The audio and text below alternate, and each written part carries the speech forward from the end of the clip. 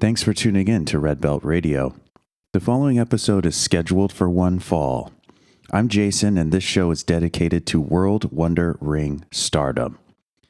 Today I'm covering the impressive string of GP matches from the August 15th Korakuen Hall show to once again test my new match rating system. At the end, I will determine which of these GP matches was the best of them all. I'm going to be covering 5 matches specifically, with 3 matches taking place in the tournament's blue block and 2 matches taking place in the tournament's red block. The matches in order will be Momo Watanabe versus Saori Ano, Mariah May versus Mina Shirakawa, Shuri versus Hazuki, Tam Nakano versus Mayu Iwatani, and Azumi versus Utami Hayashishita. I'm going to use the Clips ranking system, which is something I developed and explained in Red Belt Radio's 3rd transmission. You can find a link to that transmission in the description below.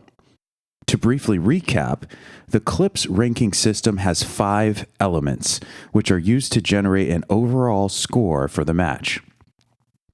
The 5 elements are coordination, lead-up, in-ring storytelling, physicality, and surprise. Each of the 5 elements are given a score between 0 and 2, which means a match overall can be rated anywhere from 0 to 10 out of 10. The Clips ranking system and my utilization of it are purely a matter of opinion. This stuff is very subjective, so don't be surprised if my logic doesn't line up with yours. The following will contain spoilers for the 5-star GP matches from August 15th. As a partial spoiler for this very transmission, one of the matches will receive a 6 out of 10, 2 matches will receive 7 out of 10s, and 2 will receive 8 out of 10s. Can you guess which match receives which score? Let's begin with our first match. Momo Watanabe versus Saori Ano. The categories of coordination and lead-up each receive a 1. I actually think that these two have the potential to develop a very compelling relationship inside of the ring, as both Momo and Saori have a way of making things somewhat personal and very cerebral with their opponents.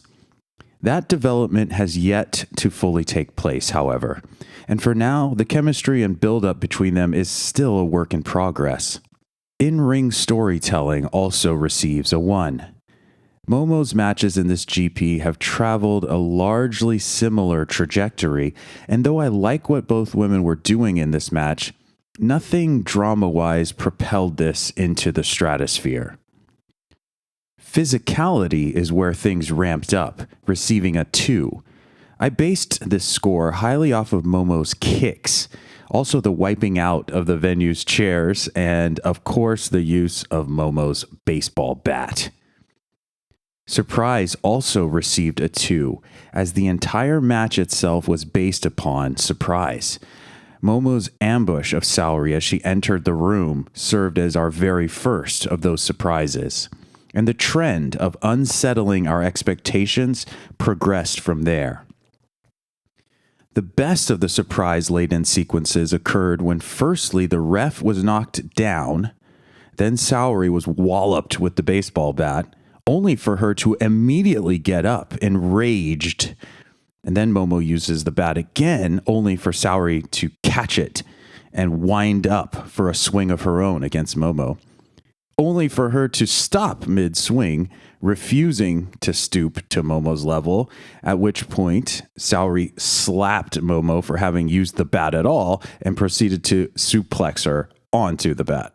A string of surprises stacked on top of each other, resulting in quite a fun match. The outcome for Saori and the fact that she is, in essence, the GP's first victim, essentially quasi-eliminated from the tournament, does make me sad, but purely on rating, the match receives a 7 out of 10. Next match, Mariah May versus Mina Shirakawa. Coordination receives a 1, which tends to be common for wrestlers doing battle for the first time. Lead Up, however, receives a 2. Mariah and Mina, the tag team Rose Gold, have just lost their belts and are facing each other as opponents for the first time. This is also Mariah's first GP, and she has been struggling, while Mina has been standing atop all of Blue Block with multiple wins. In-ring storytelling also receives a 2. There were actually a pair of stories happening in this match, each having their own moments to be expressed.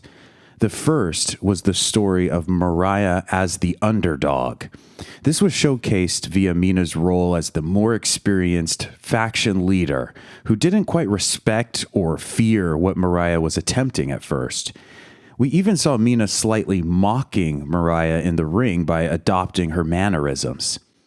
Mariah needed to claw her way through a tough match in order to be seen as an equal. The second storyline was that of Mina knowing Mariah better than anyone in Stardom and using that knowledge against her. This was clear when Mina was able to counter a number of Mariah's common techniques because she could anticipate exactly where Mariah would be and what she would be doing. Mina's leg attacks also factored in here, and Mariah did a great job of selling her damaged leg throughout the whole contest.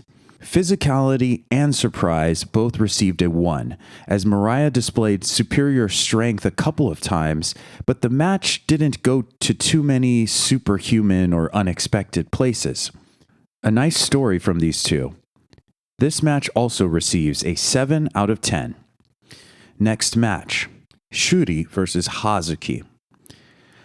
I'm going to rip off the Band-Aid a bit here and start by saying that coordination, lead up, and in-ring storytelling all received a 1 for this match.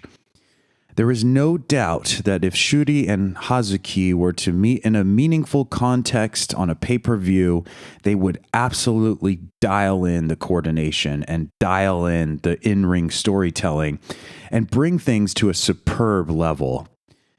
I don't feel they did so on this particular night, as this contest mostly boiled down to two very similar approaches: hard strikes, aggression, and being mostly defined by offense, which resulted in a good but not great series of back and forth exchanges. Physicality is where the match receives a 2, as Shuri and Hazuki are both very physical wrestlers who leverage their physicality to take their performances to another level. But sadly, surprise also receives a 1. Nothing happened here that pulled the rug out from under us. I had a feeling that Shuri would win, and I never was lured away from that feeling, even a little bit. Nothing against the competitors. They have excellent matches in their future, without a doubt. This one receives a 6 out of 10. Next match, Mayu Iwatani versus Tam Nakano.